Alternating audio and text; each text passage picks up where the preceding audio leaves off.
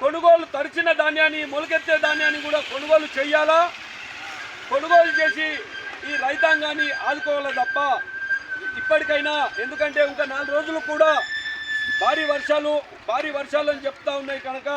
దయచేసి ఇప్పటికైనా ఈ రాష్ట్ర ప్రభుత్వం యుద్ధ ప్రతిపాదికన తడిచిన ధాన్యాన్ని మొలకెత్తి రంగుమారిన ధాన్యాన్ని కూడా కొనుగోలు చేయాలని చెప్పి భారతీయ జనతా కిసాన్ మోర్చా తరఫున డిమాండ్ చేస్తూ ఉన్నాం.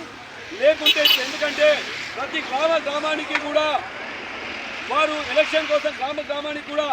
ఇంటికి వస్తూ ఉంటారు కనుక ఇప్పటికైనా గ్రామాల్లో కూడా రైతులందరూ చైతన్యంగా ఉన్నారు. మీరు ఇప్పటికైనా మీరు ఇచ్చినటువంటి హామీలు 2 లక్షల రుణమాఫీ లేకపోయే, రైతులకు ఇస్తున్నటువంటి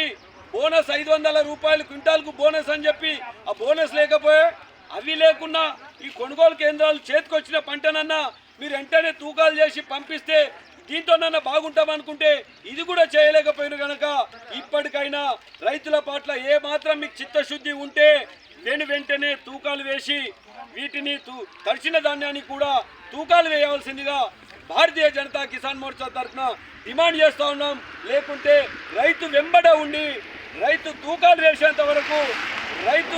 వేసిన ధాన్యాన్ని వెళ్ళేంత వరకు కూడా రైతులు వెంబడి ఉండి రైతుల కోసం పోరాడతామని చెప్పి ఈరోజు వెల్మల్ ఈ యొక్క సాక్షిగా, ఎందుకంటే ఇవన్నీ మనం కుప్పలు చూస్తాం ఈ కొనుగోలు సెంటర్లో, దీని సాక్షిగా ఈ రాష్ట్ర ప్రభుత్వాన్ని కోరుతా ఉన్నాం. మీరు ఇప్పటికైనా కొనుగోలు కేంద్రాలు యుద్ధ ప్రతిపాదికన వెంటనే పెంచి, హమాలీలను పెంచి వెంటనే